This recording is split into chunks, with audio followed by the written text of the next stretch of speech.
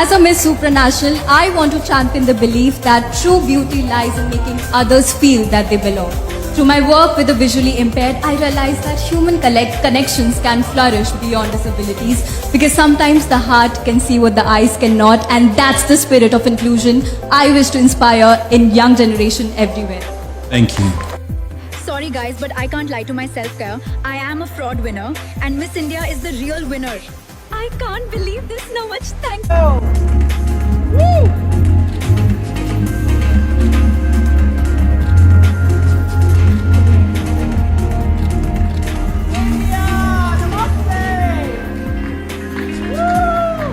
So inyo pong napanood mga kapolitika ang performance nitong pambato ng India dito sa Miss Supranational 2026 na ginanap sa bansang Poland. Atin pong pag-uusapan itong naging candidate ng India na walang iba kundi si Avni Gupta, kung saan is nagtapos ng top 12 doon sa nasabing beauty pageant competition, at atin siyang pag-uusapan dahil ngayon ay kiniklaim nitong mga Indiano na narab daw itong kailang candidate dito sa finals ng Miss Supranational dahil nagtapos lang sa 12 spot itong si Gupta. So itong si Gupta ay it reminds us doon sa nangyari sa Miss Grand International 2024. Kung inyong matatandaan is na-dethrone nga yung si Rachel dahil di umano sa kanyang attitude or behavior issue dito sa Miss Grand organization. At automatically ay nag-take over yung first runner-up na mula sa Pilipinas na si CJ Opiasa.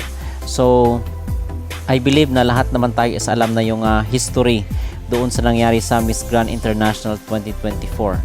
And here comes 2026 is isa na naman pong Gupta, itong pinupush ngayon ng mga Indiano na pinoprotesta nila yung naging resulta mga kapolitika ng Miss Supranational 2026 na kinurunahan nga ang ating pambato na si Katrina Ligado. So it seems na parang hindi pa naka-move on talaga. Hindi pa naka-move forward yung mga Indiano dito sa nangyari sa Miss Grand 2024, where in fact ay hindi naman kasalanan ni CJ Opiasa kung i-take over niya yung yung pwesto ni Rachel Gupta dahil sa kanyang behavioral issue or meron attitude problem itong si Rachel Gupta, kung kaya is hindi siya nagustuhan ng organization at nagkaroon sila ng conflict na humantong sa dethronement ng winner ng Miss Grand 2024. So dito mga kapolitika sa case naman ni Avni Gupta ay sinasabi nila na mas magaling daw sumagot itong si Avni, itong pambato ng Miss India. So at the Miss Supranational 2026 Coronation Night in Poland, India's representative Avni Gupta finished in the top 12. The grand crown was won by Katrina Ligado of the Philippines. Meanwhile, at the Mr. Supranational competition, India's representative Abil Biju finished in the top 20. The male title went to Pedro Cordero of Spain. So ang bottom line kasi ngayon is sinisiraan itong si Katrina Ligado mga kapolitika sa mga Indian pages.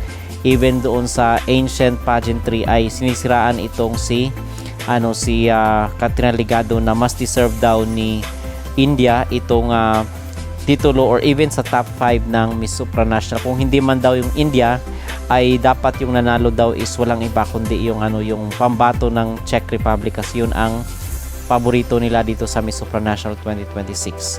So ilang beses na natin itong napag-usapan na hindi lang sa finals, hindi lang doon sa sa question and answer portion, hindi lang sa kailang performance nagbabase itong Miss Supra. Ayon nga doon sa former business partner nitong CEO ng Miss Supra is merong ibang factor na hinahanap ang Miss Supra organization, hindi lang dito sa kailang question and answer portion. So kung ang mga Indian is nagbabase dito sa sagutan, sa talakan at sa com skills sa mga candidate para maging winner, ay nagkakamali sila kasi ang CEO mismo yung nangingilatis at gumagawa ng screening dito sa mga delegate at sa mga candidate ng Miss Supranational, at kung inyong matatandaan, di ba, sinabi natin na paborito ng mga sponsor itong si Katrina. So, ibig sabihin is in demand siya. Siya yung paborito ng mga sponsor na nagbibigay ng kapirahan dito sa Miss Supranational. So, malaki ang benefit, ang advantage ng Miss Supra sa kanya. So, hindi dapat sabihin ng India na dahil magaling sila doon sumagot, ay sila na yung automatically na winner over Katrina Ligado. Kasi nga, magaling sumagot si Katrina, mula sa puso yung kanyang sagot, mga kapolitika. At the same time, siya din yung paborito ng organization at ng mga sponsor. At hindi lang doon sa final night nakabase ang outcome ng kanilang beauty pageant competition. Okay? So tigil-tigilan nitong mga Indiano na mang-away dito kay Katrina na na-fraud daw at narab daw yung kanilang candidate dito sa Miss Supranational. Kasi I totally believe naman na magaling talaga sa kudaan yung mga Indian, yung mga Black African, di ba? Magaling talaga sila sa mga question and answer portion, sa comm skills, talagang fluent at magsalita sila, mga kapolitika, with conviction.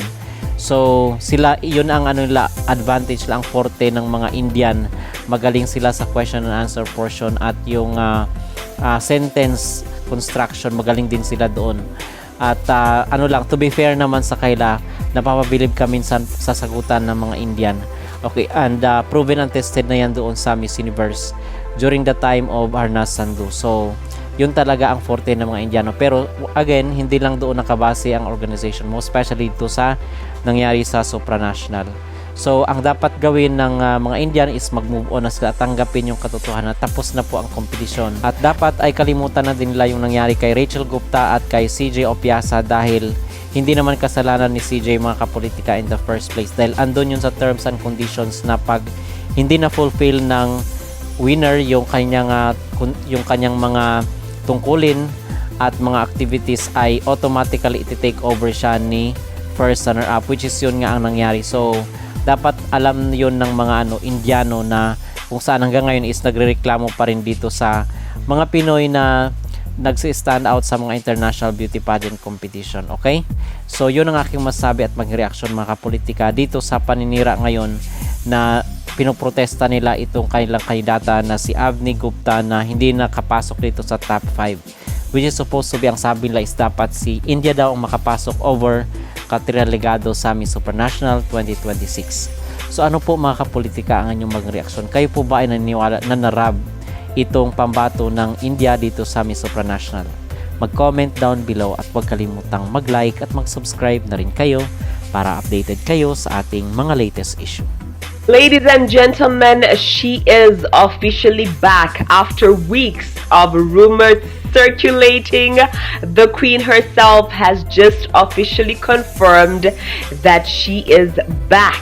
We are talking, of course, about none other than Miss Rachel Gupta of India. And this time around, the stunning beauty is gunning for the Miss World crown.